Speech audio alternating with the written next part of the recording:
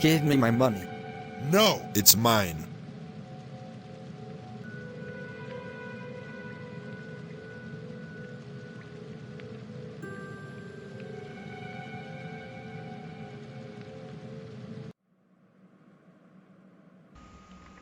Bonjour, frères. Que l'Éternel Yahvé Sébaoth vous bénisse. Ce que donne Satan coûte cher. C'est le chapitre numéro 4 du document La sensibilisation imagée. Chapitre que j'aimerais vous faire découvrir.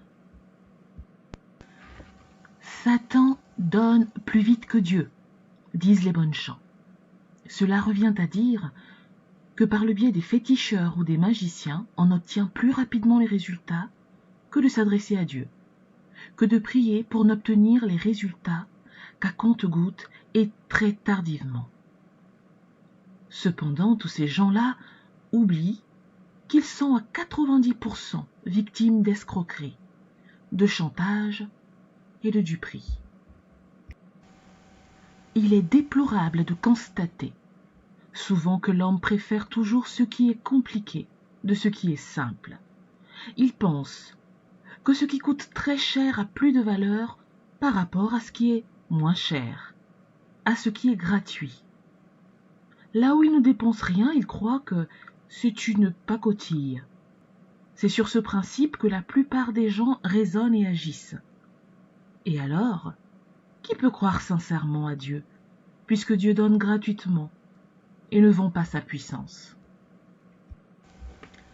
L'homme veut toujours rester un grand ignorant, mais d'une ignorance coupable du fait que par l'intelligence et la faculté de penser qui lui ont été conférées, il concurrence encore Dieu. Il minimise son Créateur pour donner plus d'importance aux petits esprits qui ne sont autres que de simples créatures et encore plus misérables que lui-même. L'homme oublie ainsi sa propre valeur, celle d'être enfant, le fils aimé et chéri de Dieu. Dans ces conditions, tout ce qu'il demandera à son Père, il l'obtiendra. Matthieu chapitre 7 au verset 8. Matthieu chapitre 21 au verset 22. Matthieu chapitre 7 au verset 7. Marc chapitre 11 au verset 24. Luc chapitre 11 au verset 9. Et Jean chapitre 15 au verset 7. Car Dieu son Père ne lui refusera pas, parce qu'il sait que s'il ne donne rien à l'homme, celui-ci ne peut vivre. Il suffit donc seulement d'oser demander à Dieu pour obtenir tout ce que l'on veut. Oui, les gens s'imaginent qu'en s'adressant à Satan par la voie des féticheurs et des magiciens, ils obtiendront de bons résultats. Mais qu'est-ce que vous demandez à Dieu et qu'il ne peut faire, lui qui est le créateur de toutes les choses visibles et invisibles, y compris ce Satan que vous glorifiez tant? Si tu n'obtiens rien de Dieu, ton Père, c'est que tu n'es pas correct toi-même vis-à-vis de ton Père. Tu es un enfant bandit, un enfant prodigue, un enfant indigne. Et alors, Dieu ne peut t'accorder que tout juste le strict minimum vital. Le minimum pour te permettre de vivre vaille que vaille et non l'abondance. Il est en droit de te supprimer même le tout, car tout lui appartient. Tu es pourtant sa créature chérie, car Dieu, depuis sa création, a tout mis à ta disposition. Il t'a établi l'héritier, le maître de sa propre création. Hébreux chapitre 1, au verset 1 à 2. Il ne reste plus qu'à toi de cueillir toutes sortes de fruits et de légumes de son grand jardin, de prendre au choix tout ce dont tu as besoin dans son riche et grand trésor inépuisable, mais dont le coffre-fort est laissé grandement ouvert pour toi. Donc, si tu n'as pas faim ou tu n'as pas soif devant une table bien garnie, ne te plains pas qu'on ne t'a rien donné. Parfois, on te met même une nourriture appétissante dans la bouche. Mais tu ne veux pas la mâcher et l'avaler. Alors, la faute revient à celui qui te sert si tu meurs de faim? Ce n'est pas rire, mes frères, mes sœurs.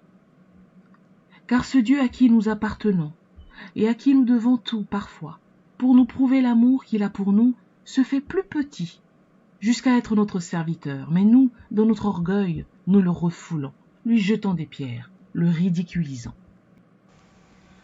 Contrairement à ce que le commun du monde croit, Dieu donne tout ce que vous lui demandez et il n'est pas lent à donner. En effet, c'est en une fraction de seconde qui suit votre demande ou votre prière que Dieu vous répond. Vous sert tout ce que vous avez demandé. Vous envoie votre colis. Voir le processus de la demande et de la réception. Tout retard ne provient que de vous-même, qui ne savez pas ou comment demander, ou comment recevoir, ou rencontrer votre colis. Tout appartient à Dieu. Psaume 24 au verset 1. Psaume 50 au verset 10 à 12. Et Satan ne possède rien. Satan lui-même, pour vivre, Dieu doit lui fournir la vie, et tout ce qu'il fait, il est obligé d'aller quémander, supplier Dieu de le lui accorder. Job, chapitre 6 au verset 12. Vous êtes certainement scandalisé d'apprendre cela, car dites-vous avec raison. Comment Dieu ne fait pas mourir Satan qui lui mène la guerre à tout moment et qu'il malmène ses hommes? Comment Dieu garde toujours Satan en vie et, chose pire encore, il lui accorde les choses que celui-ci lui demande? Étant donné que Satan maltraite et fait souffrir les hommes et lui mène la guerre, Dieu devait le faire mourir, le faire disparaître définitivement de l'existence, pour que les hommes vivent bien en paix et en harmonie parfaite avec Dieu, car personne ne pourra plus pécher. Raisonnons un peu à ce sujet. Vous êtes père de 10 enfants. Parmi tous vos enfants, l'un est un grand voleur. Un autre est un grand bandit qui veut même éparpiller et vendre la plupart de vos biens. Un troisième est un malfaiteur, il aime faire du mal. Il vous a fait maintes fois honte devant le monde et devant les tribunaux. Il bat et il maltraite souvent vos autres enfants, ses frères, et il a tenté même votre propre vie à maintes reprises. Les 7 autres enfants sont d'une bonne moralité et vous sont très fidèles et très obéissants. Ce sont vos fils, sur lesquels vous comptez réellement. Maintenant, les 3 premiers enfants ne sont-ils plus vos enfants? De qui sont-ils les enfants? Mais sachez-le, que où qu'ils seront et quoi qu'ils feront, on dira toujours, voilà les enfants de Samba. Chose paradoxale encore, aucun de ces 3 enfants bandits n'a atteint l'âge de la raison. Ils sont encore mineurs et, sans leur papa, ils ne peuvent pas vivre. Après 3 jours de mésaventure, l'un des 3 revient tout abattu, tout amaigri, accablé par la faim. Allez-vous le chasser? Allez-vous le laisser mourir de faim? Aucun père ne le fera sûrement. Mais plutôt, il donnera à manger d'abord à son fils, et après, ce sera aussi une occasion de lui prodiguer quelques conseils de plus afin de le ramener à la raison.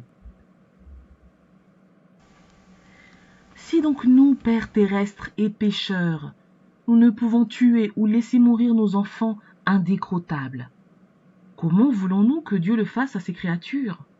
N'oublions pas que Dieu est amour, un bon père, et qu'il aime bien tout ce qu'il a créé. Lui-même, seul, sait à quel moment il pourra confier son enfant bandit à la police afin de l'enfermer pendant 1 ou 3 jours au cachot en guise de correction.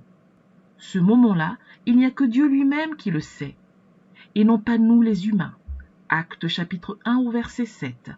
Nous n'avons pas non plus à lui imposer d'accélérer la venue de ce moment. Pourquoi voulons-nous que Dieu tue Satan ou bien qu'il ne donne rien à ce dernier? Par ses actes, n'est-ce pas faire du mal? Non. Dieu ne fera pas ce genre de choses que nous lui demandons, car il est un Dieu du bien et non un Dieu du mal. Pensons un petit peu à nous-mêmes. Notre position exacte vis-à-vis de Dieu. Sommes-nous réellement corrects? N'avons-nous jamais fait un moindre mal à Dieu? Et si, à ce net moment, Dieu nous tuait, l'accepterions-nous? Si vous savez que votre frère est un voleur et que vous vivez des produits de son vol, vous êtes aussi un voleur. Satan n'a pas tellement tort de nous embourber dans ses mésaventures. Il ne fait que nous proposer par ses tentations. Mais c'est bien nous-mêmes qui l'acceptons. Où en est son tort, alors que nous avons le plein droit de refuser ce qu'il nous propose? Nous connaissons tous la parole du Christ. Tout ce que vous demanderez à mon Père par moi, il vous l'accordera. Jean 16 au verset 23. Il est clair que c'est à Dieu seul que nous devons directement demander tout ce dont nous avons besoin. Mais nous, au lieu de nous adresser à Dieu, nous préférons solliciter les féticheurs, les magiciens. Donc Satan. Parce que nous aimons ce qui est fantastique, nous allons donc trouver Satan nous-mêmes pour nous aider d'être notre avocat, notre courtier auprès de Dieu. Satan, voyant que nous aussi nous désobéissons à Dieu, comme lui, il l'avait fait, il va droit à Dieu, vous portez plainte. Tu vois, mon Dieu, comme tes hommes que tu aimes se détournent de toi. Ils préfèrent se confier à moi plutôt qu'à toi. Ils viennent me demander que je les aide. Donne-moi ce dont ils ont besoin, que je le leur apporte afin qu'ils puissent bien me croire, que je suis puissant et qu'ils me restent fidèles. Vous voilà très enthousiasmé, heureux d'être exaucé. Et vous acclamez, vous glorifiez le féticheur, le magicien, Satan. Mais faites-vous le compte de ce que cela vous coûte? Tout d'abord, le féticheur ou le magicien vous taxera des sommes monumentales à lui payer. Toujours au-dessus de vos moyens si vous n'êtes pas solidement riche, ou il vous demande des choses parfois impossibles à trouver. Tout cela afin que vous n'arriviez pas à bout. Il se moque éperdument si vous êtes pauvre ou pas, et son attitude a une double signification. La première est de provoquer votre découragement afin que vous abandonniez la voie de la perdition que vous êtes en train de choisir. C'est un rappel qu'il vous fait envers votre Dieu. Il vous aide à vous ressaisir, bien qu'il soit un serviteur de Satan. La seconde raison est de vous ruiner jusqu'à vous faire endetter, et alors il n'aura aucune pitié de vous, puisque par votre désir de l'extravagance, vous voulez jouer tout pour le tout. Ensuite, n'oubliez pas que vous vendez à la fois votre âme à Satan qui est très ravi de vous enchaîner, et vous perdez complètement votre beau paradis. Satan le fait parce que vous l'avez utilisé comme votre boy, votre laquais. Il accepte d'être serviteur, mais alors, à quel prix? Vous devez lui payer ses services. C'est tout à fait logique qu'il vous réclame sa rançon, son salaire, parce que vous-même, vous avez manifesté votre paresse. Vous vous êtes senti incapable de demander directement à votre Dieu tout ce dont vous avez besoin. Voilà, chers amis, c'est par ces mots que nous arrivons au terme de ce 4e chapitre du document La sensibilisation imagée, chapitre intitulé « Ce que donne Satan coûte cher ». Dans la prochaine vidéo, nous entamerons le chapitre 5 qui nous explique pourquoi nous ne prions pas les saints et les anges. Mais en attendant ce moment, nous vous souhaitons une bonne méditation. À bientôt.